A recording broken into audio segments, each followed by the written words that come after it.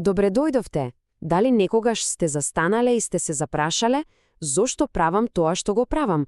Зошто се чувствувам вака? Епа, токму таа љубопитност е во самото срце на психологијата. Во следните минути ќе тргнеме на едно патување за да го истражиме овој фасцинантен свет и да разбереме што всушност не движи нас, луѓето. Еве како ќе изгледа нашата рута. Ќе почнеме со основите, нели, што воопшто е психологија. Потоа, ќе видиме како таа станала наука, ќе ги разгледаме нејзините најразлични гранки, каде се применува во пракса и можеби најважното, зошто сето тоа е значајно за секој од нас. Добро, ајде да почнеме од самиот почеток. Се врти околу едно многу старо, фундаментално прашање што човештвото си го поставува со векови. Кој сме ние? Оваа потрага по разбирање на сопствениот ум има навистина длабоки древни корени. Интересно е што самиот збор ни ја открива целата приказна. Психе, што на старогрчки значи душа или дух, и логос, што значи проучување. Значи во својата срж, психологијата буквално започнала како проучување на душата, како една филозофска потрага по суштината на нашето постоење. Ама, денес работите се малку поинакви. Психологијата веќе не е само филозофирање. Денес таа е вистинска наука.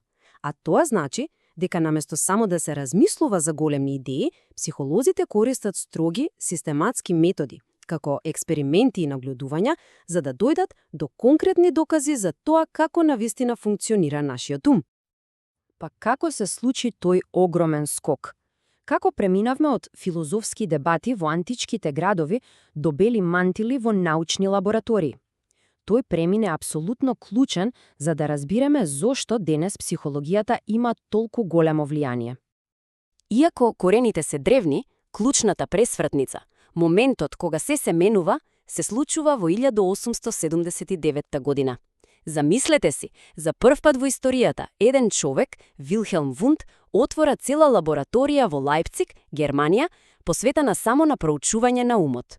Токму тој момент се смета за формално раѓање на психологијата како самостојна наука.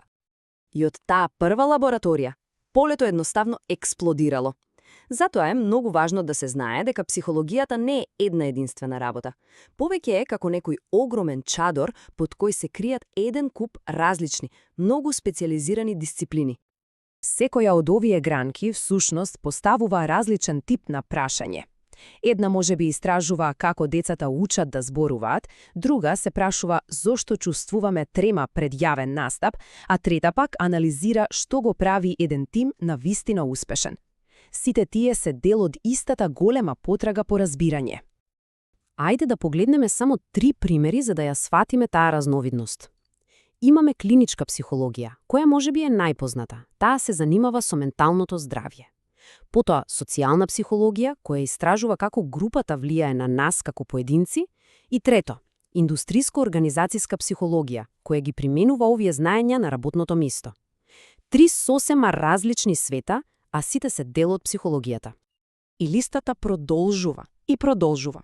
Имаме развојна психологија која го следи човекот од раѓање до старост, форензичка која помага во судниците, спортска која им помага на атлетичарите да го достигнат својот максимум. Опсегот е навистина огромен. Добро, јасно е, има многу гранки. Ама ајде да бидеме практични. Што точно прават психолозите во реалниот свет? Каде можеме да ги најдеме и како нивното знаење на вистина помага? Психолозите не седат само во приватни ординации. Тие се клучен дел од болниците, работат со ученици во училиштата, помагаат да се подобри работната атмосфера во големите компании, па дури даваат совети во правниот систем или на спортски тимови. Нивната експертиза е потребна на толку многу места. И да се стане психолог воопшто не е лесно, тоа е еден навистина ригорозен процес. Не се работи само за една диплома.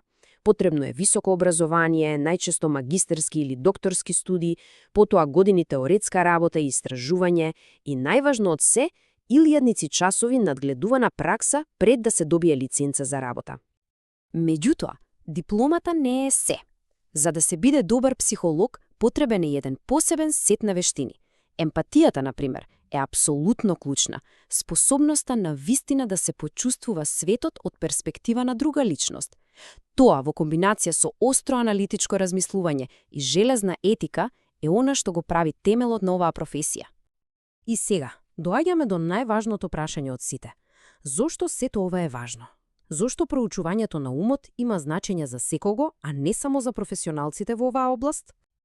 Кога ќе се сведе на наједноставното, целата психологија се стреми кон една единствена главна цел – да ја подобри човечката благосостојба, а тоа го прави преку неколку клучни придобивки кои важат за сите нас. Како прво, таа ни помага да се разбереме себе си. Психологијата ни дава еден вид јазик и алатки за да погледнеме навнатре и да си одговориме зошто реагирам вака во одредени ситуации, што е тоа што навистина ме мотивира.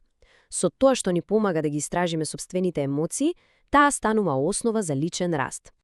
Втората огромна придобивка е нејзината практична вредност за менталното здравје. Психологијата не учи на конкретни, докажани стратегии за справување со секојдневниот стрес, со анксиозноста, со сите животни предизвици. Ни помага да се грижиме за нашиот ум со истата сериозност со која се грижиме за нашето тело. И трето, нејзината моќ не застанува тука, кај поединецот, со тоа што ни помага да ги разбереме и другите луѓе, да развиеме емпатија и да научиме како да комуницираме подобро, психологијата станува клучна алатка за градење поздрави и поисполнети односи со сите околу нас. На крајот на денот, психологијата е многу повеќе од само академска дисциплина. Таа е практичен водич, еден вид прирачник за разбирање на најкомплексната работа што ја познаваме – човечкиот ум. Таа ни ги нуди алатките. Прашањето што останува за секој од нас е што ќе избереме да изградиме со нив.